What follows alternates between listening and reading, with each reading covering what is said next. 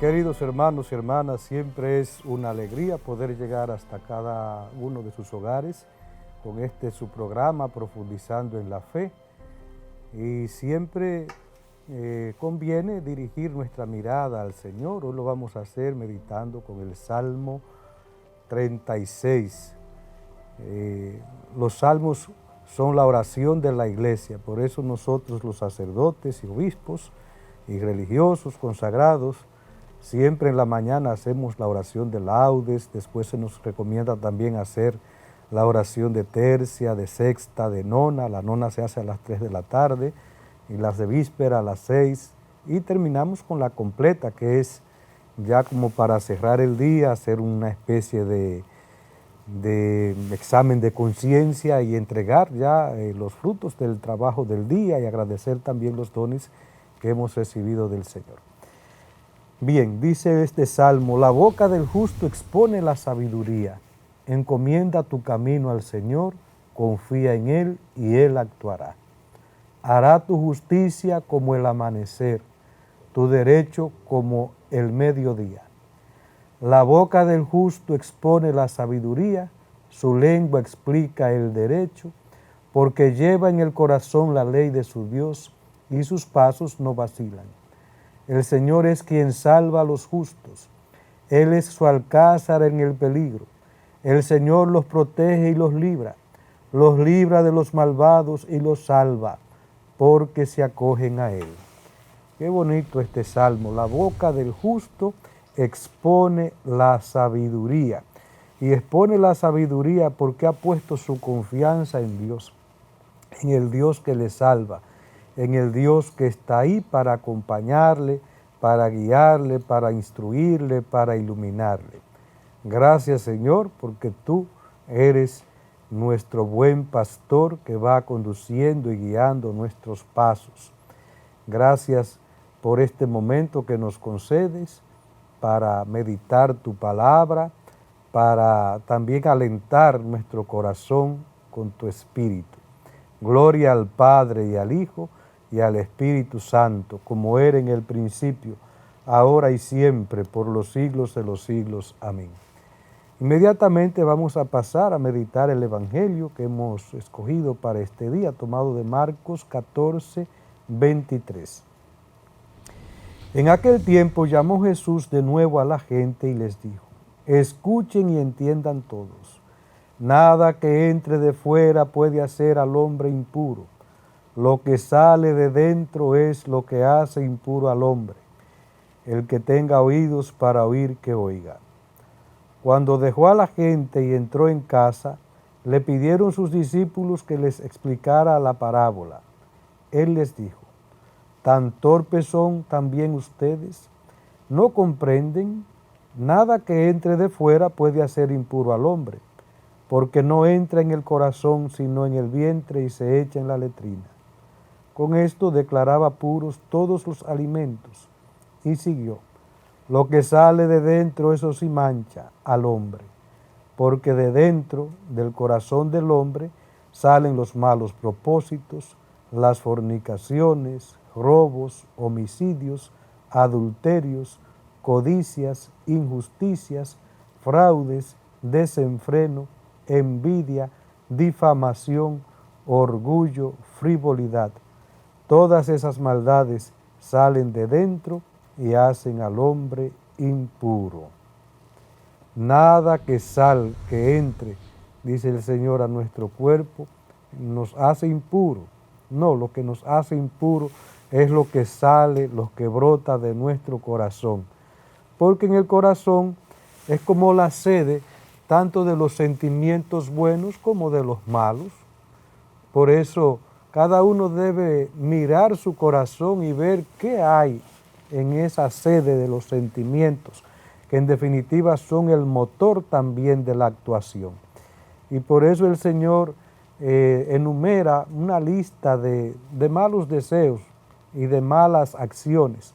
De dentro del corazón sale el orgullo, la frivolidad, las difamaciones que hacen tanto daño, los robos, la fornicación.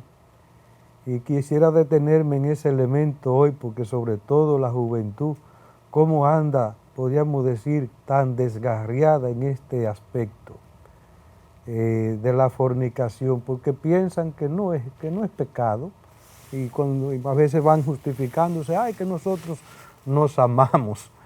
Pero el amor verdadero, como dice San Pablo, es un amor abnegado, es servicial, no es injusto. ¿Y por qué podríamos decir la Iglesia pide que antes de las relaciones, podríamos decir, sexuales, se contraiga matrimonio? Primeramente, porque como dice el Señor a través del apóstol, nuestro cuerpo es templo del Espíritu Santo. Y es el templo del Espíritu Santo porque el cuerpo y el alma forman una unidad. Y el alma es la sede del Espíritu. Y este cuerpo lo hemos recibido de Dios. Por otra parte, dice San Pablo que hemos sido rescatados a un precio muy alto. ¿Y cuál ha sido ese precio? La sangre de Cristo. Es decir, su pasión, su muerte y su muerte en cruz. Eso no fue fácil, no ha sido fácil. Jesús ha muerto en la cruz para que yo pueda ser redimido del pecado, para que pueda ser salvado. Por eso Pablo usa ese verbo rescatado, porque el pecado esclaviza, y este pecado de la fornicación esclaviza. ¿Cuántos jóvenes hay esclavizados en esta maldad? Y muchas veces con una y con otra y con uno y con otro, y ahora también hasta las relaciones homosexuales, y como si nada fuera, y después uno ve estos jóvenes que terminan en nada, que no construyen una familia, y a veces de tanto tomar anticonceptivos, cuando quieren tener un hijo después, que a lo mejor se casan y quieren formar una familia, los que lo logran, luego no pueden tener hijos porque es tanta las químicas que se han bebido que se desbaratan los órganos, podríamos decir, reproductores. Y también podríamos decir son las consecuencias de su propio daño. Por otra parte también el fundamento del matrimonio es la dignidad de la persona. Ese es el fundamento de todo. La mujer tiene unos derechos, el hombre tiene unos derechos. Y por tanto yo no puedo jugar con los sentimientos de esa persona. Y tampoco podríamos ir pasar por el mundo como piensan hoy. Bueno, tener sexo como quien dice sin ningún vínculo, sin ninguna responsabilidad. Oye, pero de la responsabilidad nadie nos libra, porque tarde que temprano vamos a asumir las consecuencias de nuestros actos. Y a veces de que quieren llevar una relación, podríamos decir, sin tener en cuenta, podríamos decir, los sentimientos del otro como sin sentimiento, como un simple juego. Entonces resulta que la relación sexual va creando una afinidad, va creando una dependencia, va creando una unidad, que a la hora que se rompe, eso va a hacer daño, quiera sí o no, porque usted es humano y usted tiene unos sentimientos y usted tiene una dignidad que luego la va a exigir cuando eso se quiere romper. Y por eso también tener sexo, podríamos decir de esa manera, es una violencia contra la dignidad humana, es una violencia contra el otro. Pero no se diga también si de esa relación se desprende un embarazo. Ese niño necesita nacer en un lugar bien constituido, al igual que tú y que yo. No solamente nacer, sino también tener asegurada la educación, tener asegurada también la alimentación, la vivienda. ¿Cuántos niños hoy hay? Podríamos decir que viven en la calle fruto de una relación malsana. Entonces, esta llamada del Señor, ¿verdad?, a vigilar ante todo nuestros sentimientos, nuestro corazón, porque es desde ahí de donde nacen los malos propósitos, los malos deseos. Vamos a hacer ahora un corte y ahorita continuamos con nuestro programa Profundizando en la Fe.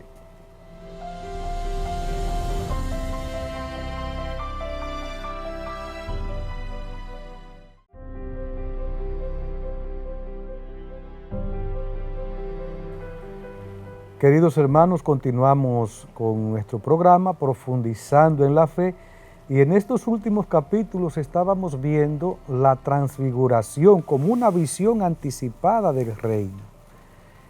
con la transfiguración, habíamos dicho que Jesús antes de su pasión, ya les había anunciado la pasión y Pedro había dicho, mira Señor, a ti no te puede pasar eso, porque tú eres el Hijo de Dios vivo, ¿cómo te puede pasar eso? Era el concepto mesiánico que tenían los judíos.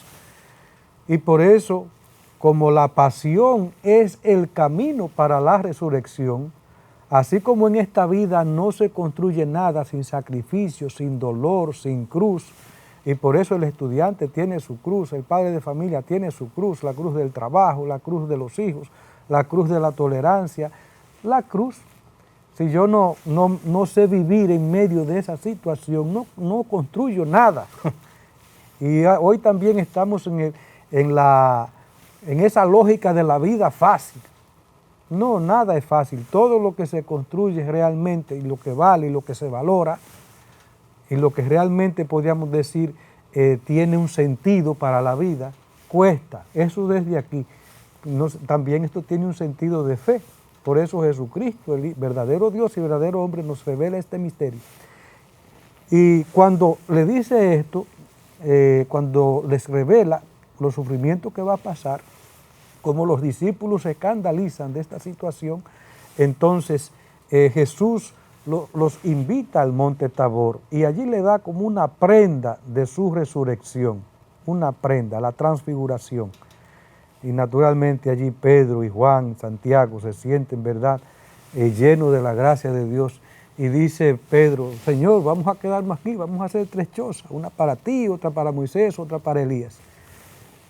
Era tanta la emoción, es como cuando uno tiene ese encuentro con Jesús, cuando el Señor realmente me habla al corazón, entonces uno como que se llena de la gracia, del Espíritu, de la fuerza de Dios y dice, Señor, quedémonos aquí, pero no, hay que bajar. Dice el Señor, no hay que bajar, hay que bajar. Sin embargo, esto fue una prenda para que los discípulos no tuvieran miedo a entregar la vida, a abrazar también la cruz de cada día. En el umbral de la vida pública se sitúa el bautismo, en el de la Pascua la transfiguración. Por el bautismo Jesús fue manifestado el misterio de la primera regeneración, nuestro bautismo. La transfiguración no es sacramento de la segunda regeneración, nuestra propia resurrección. Desde ahora nosotros participamos en la resurrección del Señor por el Espíritu Santo que actúa en los sacramentos del cuerpo de Cristo. La transfiguración nos concede una visión anticipada de la gloriosa venida de Cristo, el cual transfigurará este miserable cuerpo nuestro en un cuerpo glorioso como el suyo. Pero ella nos recuerda también que es necesario que pasemos por muchas tribulaciones para entrar en el reino de Dios. Para entrar en el reino de Dios.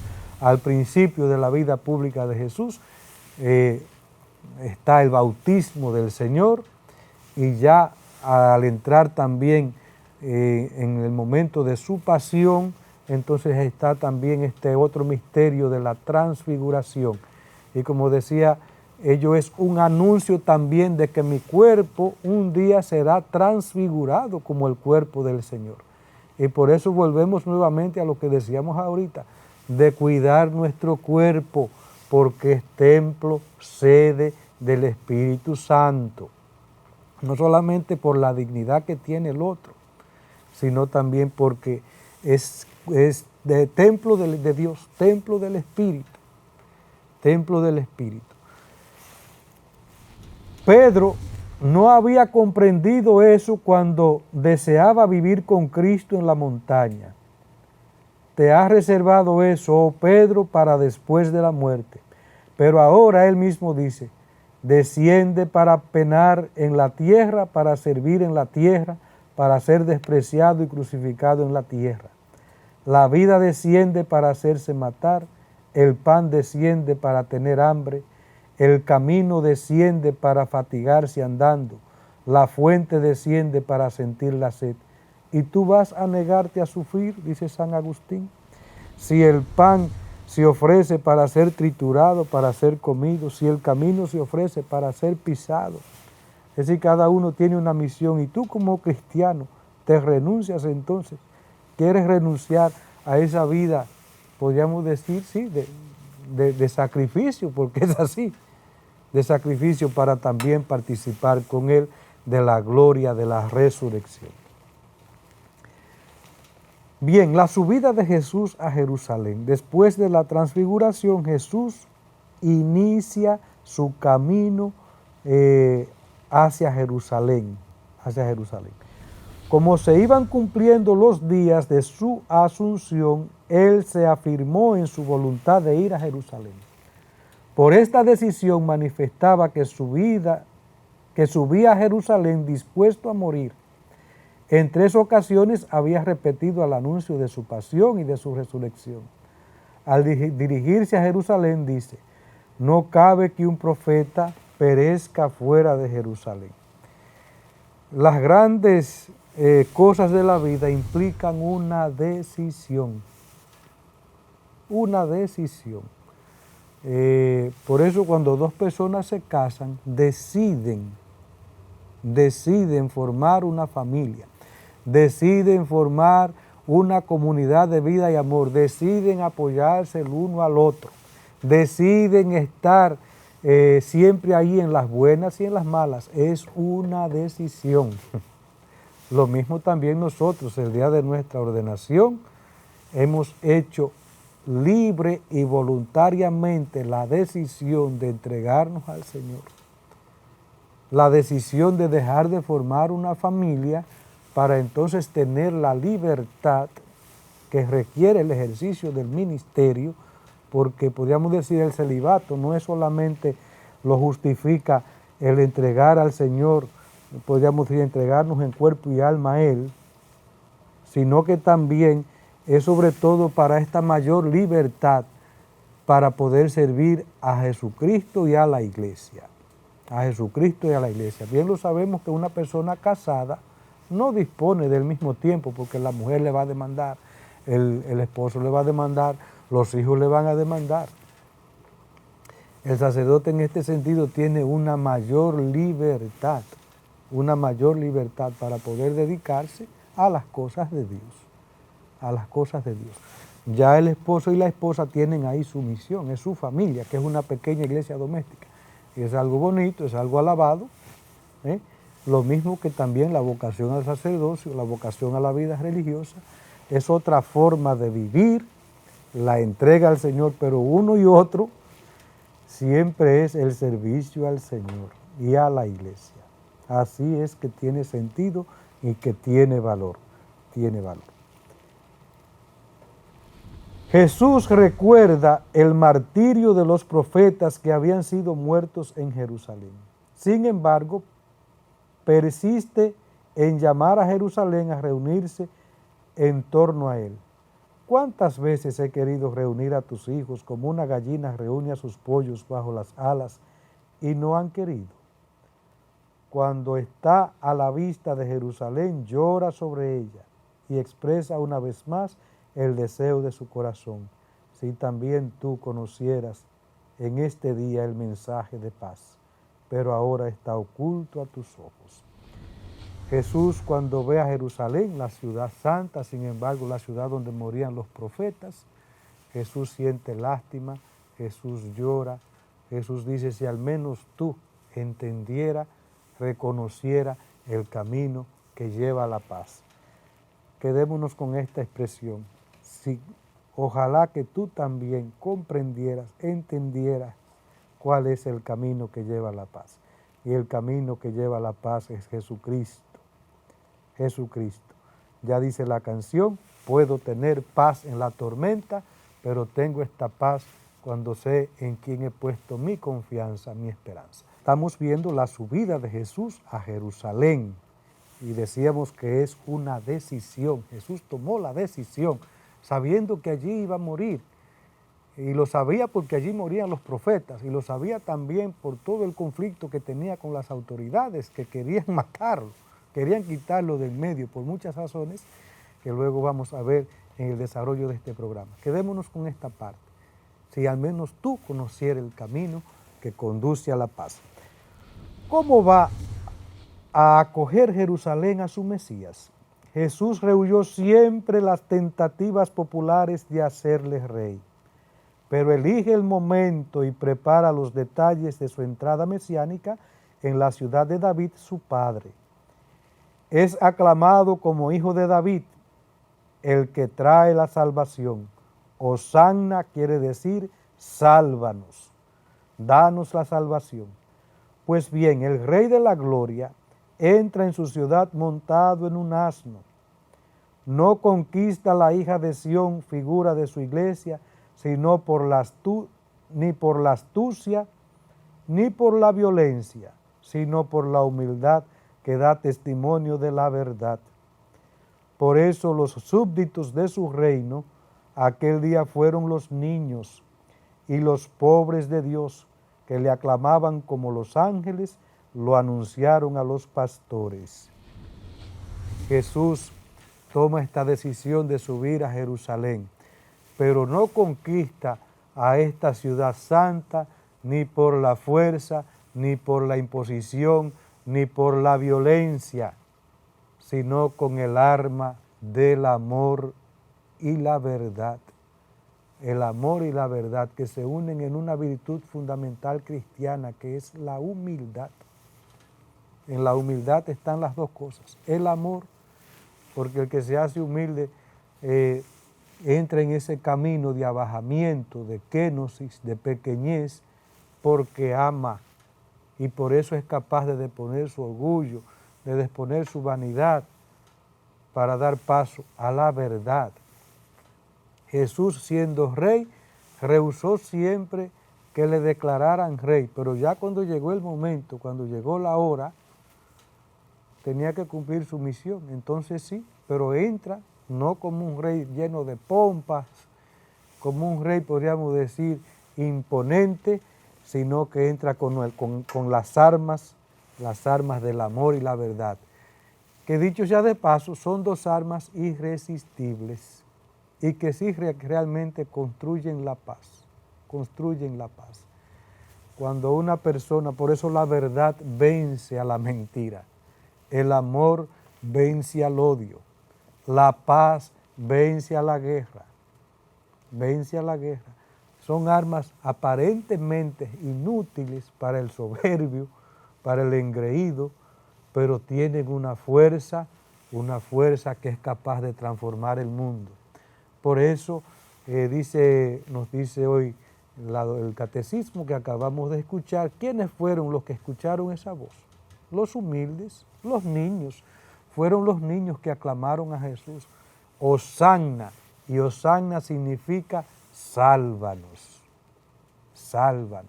¿Y cuánto necesitamos nosotros de que el Señor hoy nos salve, nos levante, nos llene de su gracia, que me indique el camino, que me dé su fuerza, me dé su luz para en medio de un mundo de tantas tinieblas, de tantas violencias, de tanto orgullo y tanta vanidad, que yo pueda también humildemente hacer mi camino. La gente humilde siempre es muy apreciada, muy acogida. Hasta los soberbios, el engreído, ante el humilde, siente como respeto. Y lo veíamos con Herodes frente a Juan el Bautista. Herodes era un gran rey, sin embargo lo escuchaba y lo admiraba, porque era un hombre humilde, porque no anda imponiéndose, porque no es un fanfarrón, porque no es un orgulloso. Entonces la gente así se abre paso. Jesús transforma el mundo, no deja el mundo indiferente, porque no viene de manera imponente, sino que viene con la paz fruto del amor, de la verdad, de la humildad. Su aclamación, bendito el que viene en el nombre del Señor, ha sido recogida por la Iglesia en el Sanctus de la liturgia eucarística para introducir al memorial de la Pascua del Señor. La entrada de Jesús en Jerusalén manifiesta la venida del reino que el Rey Mesías llevará a cabo mediante la Pascua de su muerte y de su resurrección. Con su celebración el Domingo de Ramos, la liturgia de la Iglesia abre la Sagrada Semana Santa. En cada Eucaristía, que es el memorial de la pasión de Jesucristo, se canta esta hosanna, sálvanos, y se repite nuevamente esta expresión de los pobres de Yahvé, aquel domingo de entrada triunfal de Jesús en Jerusalén. Bendito el que viene en el nombre del Señor. Y por eso también, ya al inaugurar la Semana Santa, también el Domingo de Ramos, la Iglesia pues actualiza, hace vivo, hace presente este misterio de la entrada triunfal de Jesús en Jerusalén, y vuelve y se entona solemnemente este hosanna, y este bendito el que viene en el nombre del Señor. Bien, queridos hermanos, hemos llegado al final de su programa, Profundizando en la Fe. Vamos a hacer como un resumen de todo lo que hemos visto en esta media hora de reflexión. Primeramente, hemos comenzado con este salmo tan precioso: la boca del justo expone la sabiduría, pero la expone porque su corazón está lleno de Dios, porque se ha confiado en el Señor. Luego hemos meditado el Evangelio de Marcos, donde nos dice el Señor, ¿verdad?, que nada que entre al hombre lo hace impuro. No, lo que realmente lo hace impuro son los malos deseos, lo que sale de él, los malos deseos que luego se traducen en malos actos y malos hábitos. Y ahí nos detuvimos un poco en todo este fenómeno de la fornicación, pero también podríamos hablar del robo. Hoy vivimos en una sociedad que no le importa robar, es como si nada fuera. Robar. Y por eso vemos tantas acusaciones hoy. Basta abrir el periódico para uno ver tantas acusaciones, porque vivimos en una cultura del robo. ¡Qué pena! Cuando realmente estamos llamados, ¿verdad? Y ahí tenemos a Juan Pablo Duarte como padre de la patria, y que supo rendir cuenta del último centavo cuando tuvo que rendir cuenta a la nación. Y tantos que hablamos de Duarte, sobre todo los que gobiernan la nación, que son los que van poniendo el ejemplo. Qué bueno sería que den cuenta del último centavo de cómo se gasta y para qué se gasta, y que sea para bien. Luego hemos visto también Jesús que toma la decisión de subir a Jerusalén, una decisión, y la decisión fue la de ir allí y abrazar la cruz. Así también nos invita a ti y a mí a tomar la decisión de tomar la vida en serio, en el matrimonio, en la vida sacerdotal, en cualquier lugar donde estemos. Y concluimos, ¿verdad?, viendo cómo los niños son los que aclaman a Jesús, los pobres de Yahvé, un Jesús que entra de manera humilde, no de manera imponente, ni con armas, ni con guerra, sino como lo que es, como príncipe de la paz. Queridos hermanos, llegando ya al final de este programa, ¿qué podemos pedir? Que el Señor derrame muchas bendiciones sobre cada uno de ustedes, sobre sus familias, sobre sus hijos, sobre sus trabajos, sus metas. Y simplemente ahora terminamos con la bendición. Que el Señor, Padre de todo, el Dios Todopoderoso les bendiga. Dios Todopoderoso, Padre, Hijo y Espíritu Santo. Amén.